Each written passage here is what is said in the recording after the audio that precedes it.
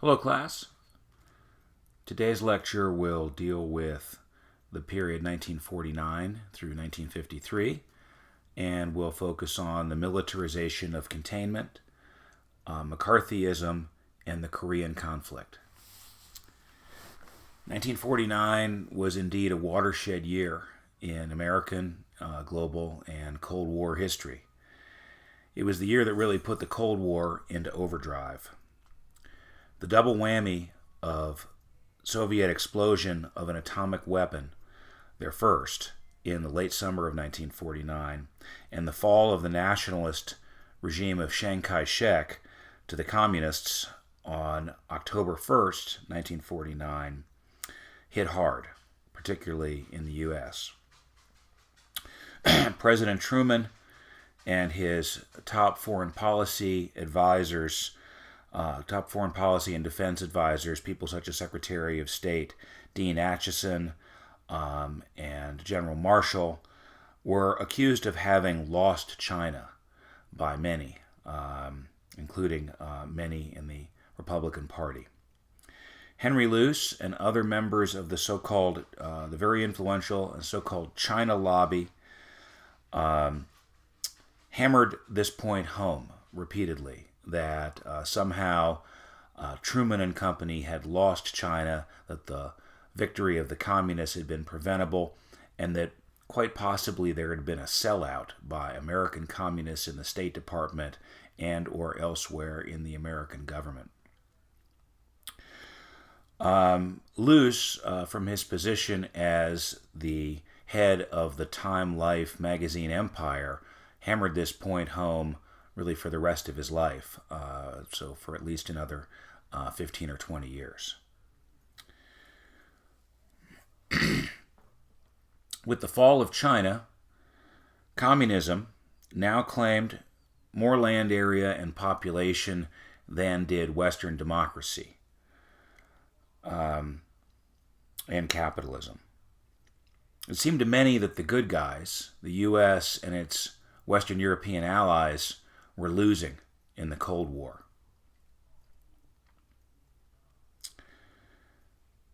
And this was simply unimaginable to many Americans who were convinced of American invincibility, particularly given the prosperity that the U.S. was enjoying at the time and the fact that it along with its allies, had been victorious in World Wars I and II.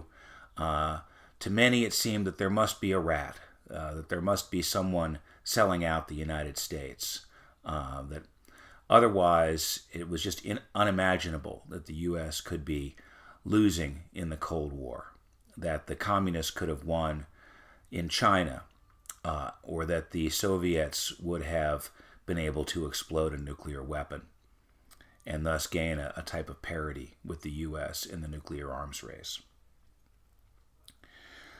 The U.S. lost its monopoly, of course, on atomic weapons as soon as the Soviets exploded their first successful test bomb. And the nuclear arms race from that point was on its way. The United States would never again feel so secure as it had for the 4 years when it had been the only member of the nuclear club in the world.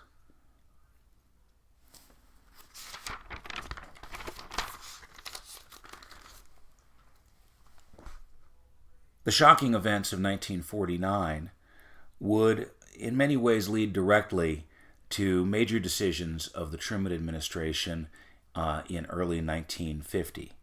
And those decisions were to begin efforts to develop a hydrogen bomb, a thermonuclear weapon, and also National Security Council document 68, NSC 68, which would help to guide American foreign and defense policy for years to come. First, let's deal with the H-bomb. In 1949 and early 1950, a debate raged in top scientific and foreign policy circles on whether or not the United States should develop a hydrogen bomb. The hydrogen bomb would be hundreds of times more powerful than the atomic weapons exploded over Hiroshima and Nagasaki to end World War II. The hydrogen bomb would be the first fusion bomb. The atomic bombs had been based on fission, and they would inevitably lead to the beginning of a much more powerful age of fusion weapons. The U.S. understood that inevitably the Soviets and their allies would develop hydrogen bombs as well.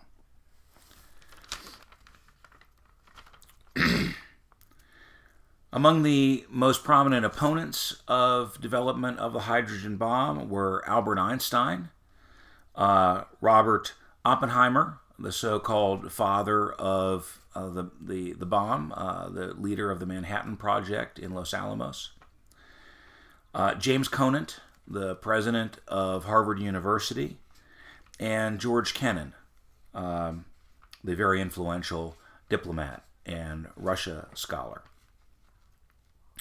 All opposed, saying that the hydrogen bomb was unnecessary because the U.S. already maintained superiority in nuclear weaponry, that it was too horrific of a weapon to be developed, and that would lead the world down a bad and dangerous road, that the U.S. should try to lead by example by not developing the hydrogen bomb.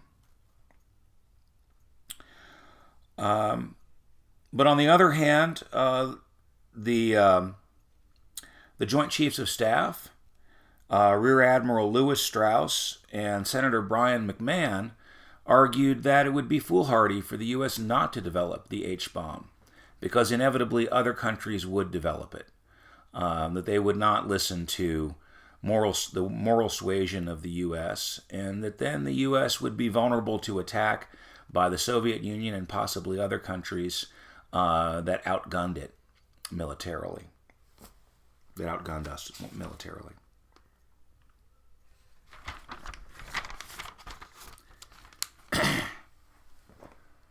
On January the 31st, 1950, President Truman decided to proceed with development of the H-bomb.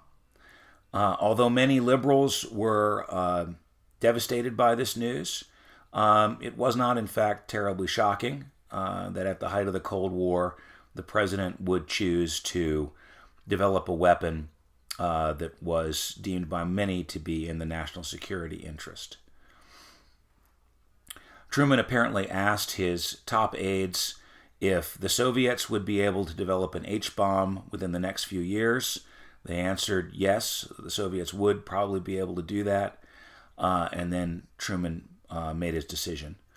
He said there was no way that the U.S. should be without this weapon if the Soviets were going to have it. On November 1st, 1952, the U.S. successfully tested the first hydrogen bomb at Enewetak Atoll in the Marshall Islands in the South Pacific. Also in late January 1950, President Truman requested a review of national defense policy. He asked the establishmentarian Paul Nitze, who had been a protege of Dean Acheson's, to head the study. Another charter member of the foreign policy establishment, Robert Lovett, also played a major role in the study that ended up developing NSC 68, arguably the most important national security document in the country's history and the most influential. Reacting to the recent Soviet explosion of an atomic weapon, the report, delivered to the president in early April, was virtually apocalyptic in tone. It assumed that the U.S. must be prepared to fight the Soviets on many fronts, possibly simultaneously, and possibly in a nuclear confrontation. It assumed, the report assumed that took it as a given, that the Soviet Union was an implacable expansionist foe.